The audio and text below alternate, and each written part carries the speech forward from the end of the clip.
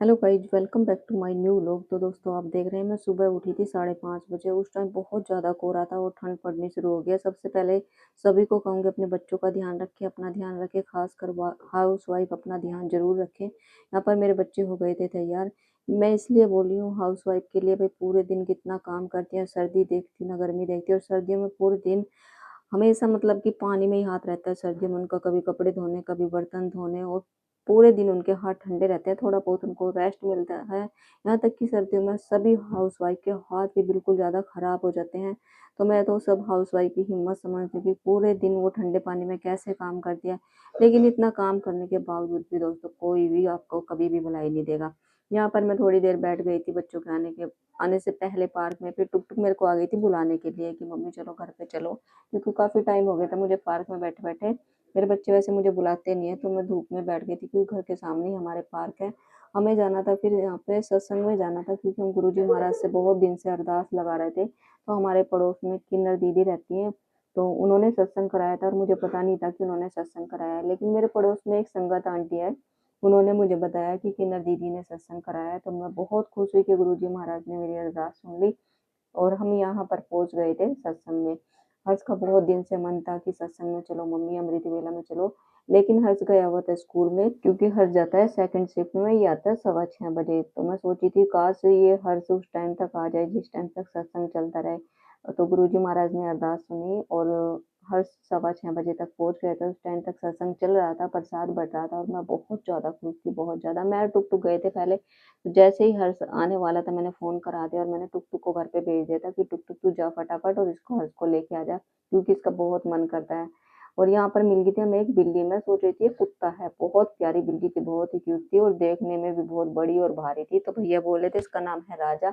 मैंने सोचा भाई ये कुत्ता है। मैंने पहली बार इतनी बड़ी इतनी सुंदर बिल्ली देखी। तो हर्ष ने इसके साथ फोटो भी खिंचाया था। तो बहुत मजा आया सत्संग में, और गुरुजी महाराज सभी संगत को इसी तरह ब्लेस करते रहे। और किन्नर दीदी के सभी के दिल में गुरुजी महाराज के प्रति बहुत ज्यादा आस्था थी, बहुत ज्यादा। तो गुरुजी महाराज उनको खुश रखें और गुरुजी महाराज सभी पर कृपा बनाए रखें। उसके बाद हम चले गए थे। भाई मेरे लोअर में मुझे डलवानी थी लास्टिक, तो कई दिन से सोच रही थी जाऊं या ना जाऊं, जाऊं या ना जाऊं। लेकिन फिर मैंने मूड बना लिया कि चलो चलते हैं। थोड़ा सा यहाँ पर जो रोटी बच जाती है उस रोटी को हम लेके चले गए थे। जो छानस होती है, रोटी होती है, उसको लेके जाना था। हमने सोचा गाय को खिला देंगे, लेकिन गाय नहीं मिली। मैंने सोचा कुत्ते को डाल देती हूँ, लेकिन कुत्ता तो वही सूंघ भी नहीं रहा था, वो तो भाग गया। मैंने सोचा कोई तो आएगा। उसके बाद हम चले गए मूंगफली लेने। भाई हमारे पास 10 रुपए थे बस। हम सोचे क्या करें, 10 रुपए में शर्म भी आ रही थी, फिर भी हमने ले ली। मैं चलो कोई नहीं, देखा जाएगा। 10 रुपए की गर्मा गर्म मूंगफली ली। फिर हम घर के लिए निकल रहे थे। तो मेरे पड़ोस में एक दुकान है, यहाँ पर सेल लगी हुई थी, जैकेट वगैरह लोअर गरम वो सब बिक रहे थे। फिर मैंने देखे, फिर मैंने लिए नहीं, क्योंकि मैंने पहले भी लिए इनसे तो कपड़ा अच्छा ही नहीं निकला। तो दोबारा पैसे खराब करने से कोई फायदा नहीं। फिर भाई मैं घर पे आ गई थी। मेरा काम था कि भाई ये कपड़े वपड़े जो भी हैं सारे फोल्ड करके रखने हैं, क्योंकि जब बच्चे 12th क्लास में हो जाते हैं तो कुछ तो वो काम करना ही नहीं चाहते और कुछ बोल देते हैं हमारी तो पढ़ाई चल रही है, 12th क्लास की पढ़ाई है। तो अच्छा बहाना भी मिल जाता है। कुछ बच्चों को कुछ करते हैं, कुछ नहीं करते। यहाँ पर फिर हमने आग लगा ली थी और हमने सोचा था थोड़े से हाथ सेक लेंगे। थोड़ी सी लकड़ी पड़ी हुई है भाई, जो हमने बेड तोड़ रखा है। और यहाँ पर टुक टुक चाय पी रही है, क्योंकि थोड़े से इन्होंने शाम के टाइम करे थे आलू फ्राई। मैंने मना कर दिया था भाई मैं नहीं करूँ, क्योंकि आज मैंने बहुत सारी बेड शीट धोई थी। और पूरे दिन का व्लॉग मैं कभी भी दोस्तों आपको नहीं दिखाती। अगर मैं आपको पूरे दिन का व्लॉग दिखाऊं, मैं क्या कोई भी हाउस वाइफ आपको अगर पूरे दिन का व्लॉग दिखाएगी तो आपको पता चलेगा कि सर्दियों में वो कैसे बेचारी काम करती हैं, कितनी ठंड में काम करती हैं। पूरे दिन ठंडे पानी में हाथ, बार बार बर्तन धोने, बच्चों को स्कूल भेजना, ना मन करे तो भी सुबह उठना ही उठना है। कभी उनको छुट्टी एक दिन की भी नहीं मिलती है।